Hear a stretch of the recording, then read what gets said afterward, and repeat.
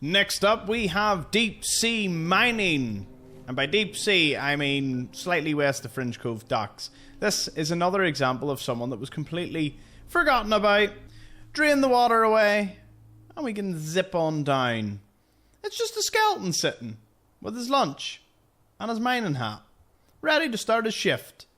How do you end up here? Who knows? I know we normally do stories, but I know this is more developers just putting something like a wee bit fun, cool at the bottom of the ocean. And I mean, they placed the rocks, they had to place a skull and a skeleton so it wouldn't just float straight up to the top. And there was a fair bit of work put into this. I think the more I look at the map, you see the area encompassing this right here should have been in the map. I don't understand. Was it for space? Was it for time? But both those things don't make any sense. Part of me is like, maybe it was a mistake by the developers to, you know, because the box is about here. It's like the inverse of what the glowing sea does. Instead of extending beyond the border, it kind of just slices it here. So the things I found 5 things. So this is what's upcoming.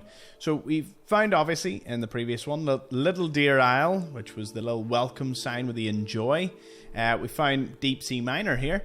And then we've got the Pawlsky shelters. Both of them contain something pretty cool. Then we have like a military checkpoint with a fat man, or with a mini nuke, not a fat man, and some dead soldiers, which is just in the middle of, like, in the middle of nowhere. I mean, like right over there. It would have been a mighty one to even make it to.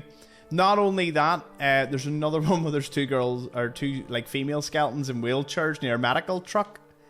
You couldn't actually write this. If you told me someone modded this in, I'd be like, oh, fair enough. Not that the developers put them in and left them. I know I get overexcited with unmarked locations, rightly so. They're some of the coolest things in the game. But now without the border mod, I've went all the way around.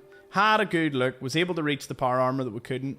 Seen the lighthouse that was just outside this bit. It wasn't anything in the way of items up there.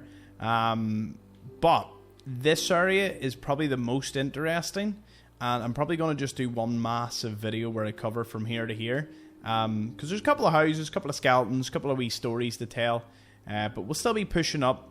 There's still a few things to be found along here. So I'll catch you all in the next one. Thank you for watching.